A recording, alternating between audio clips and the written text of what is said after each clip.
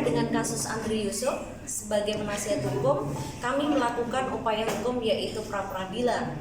Pra-peradilan adalah hak kami untuk melakukannya karena kami merasa ada beberapa persoalan serius yang harus kita lawan secara hukum.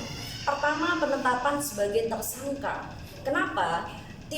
Menurut kita tidak ada alas hukum menetapkan kenapa Andri Yusuf ditetapkan sebagai tersangka. Dalam perkara yang bergulir, dimulai adanya sebuah perjanjian. Dalam perjanjian disebutkan secara jelas bahwa jika ada masalah lari ke arbitrase. Kalau memang lari ke arbitrase, kenapa tiba-tiba lari ke pidana? Itu satu. Nah, kalau terkait dengan korupsi, pertanyaannya adalah korupsi uang siapa? Uang hari ini yang masih ada adalah uang investor, bukan uang negara. Karena proses ini koperasi itu masih melakukan pengelolaan saja dan ini belum punya negara. Terus kerugian mana yang dipergunakan? Ternyata adalah dari hitungan kantor akuntan publik. Dalam undang-undang tentang keuangan negara tidak pernah ada satu aturan pun yang menyebutkan bahwa keuangan negara kerugiannya bisa ditentukan oleh kantor akuntan publik manapun. Yang ada adalah yang berhak melakukan deklarasi atau declare terhadap adanya keuangan negara adalah Badan Pemeriksa Keuangan. Di luar itu tidak ada. Lalu bagaimana muncul dianggap kerugian negara? Yang mendeklar itu adalah kantor akuntan publik. Itu sudah dua hal.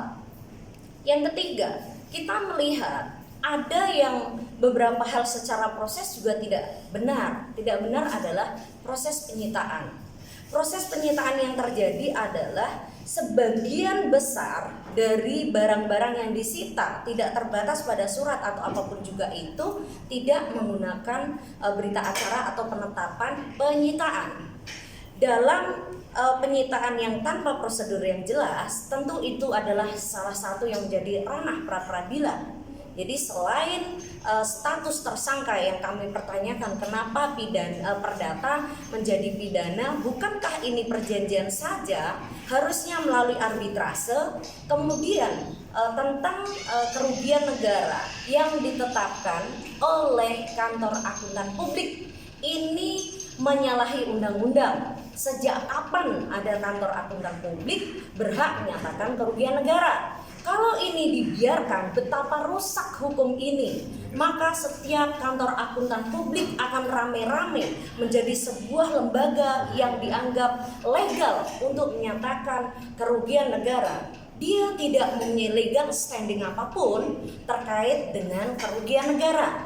Dengan kata lain, dalam kacamata hukum, ini bukan masalah. Tapi kenapa dianggap jadi masalah?